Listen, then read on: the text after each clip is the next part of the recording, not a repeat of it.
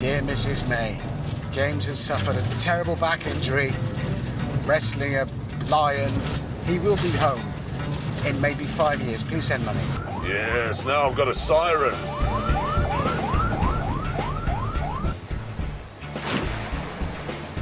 It's going that way, east. That's the angle I want you to tell me. East? Southeast. Yeah. Our theory about the two lakes being connected was in tatters. Our expedition seemed to be at an end. So that night in camp, the mood was despondent. But then, while poring over the maps, I noticed something. The actual exit of the Nile is Gibraltar, because that's where it goes into the ocean. The ocean is here. Their sources are both to the west of Lake Victoria, which are close. We're looking for a river on the east side of Lake Victoria. Do you see what I mean? Because it's further... Yes. That's further from Gibraltar. So if there was and one down I there... have found it.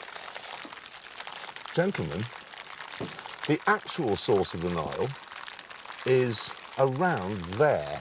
I can't work out exactly where it is, but it's about here. That's the furthest as the crow flies, and it's the furthest the water flows. The next morning, the Top Gear crew prepared for the long journey that lay ahead. Hammond, meanwhile, cooked breakfast. Oh, careless. And I fitted a new skid plate to protect the underside of my Volvo. Nobody is allowed to use my car as a lavatory anymore. You could hear my improvised guard working there, protecting my vital intercooler from mud and sharp points. To be honest, it is a bit of an improvisation. It's not the thickest steel there is. You have to work with what you've got out in the bush. I had a cold shower this morning. My penis was like a press stud. Hello, chaps. Oh, you're both stuck. You stuck, James? I've gone into a bit of a soft bit. Are you stuck? Well, I'll tell you what, let's find out.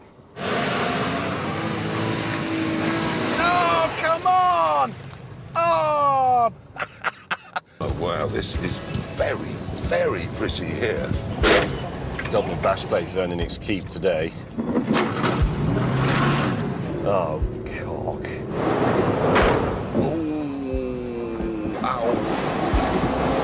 We're both in the same boat here, James and I. It's called HMS Careful. Come on, come on. Absolutely no chance.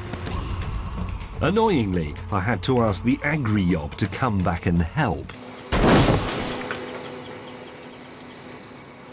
Did it hit you? Yes, it did. What was that? It was a huge chunk of tree just bounced off. How did it smash my windscreen? Was it? Yeah. Right, we probably should get a move on. I'll back it up. Speed and power.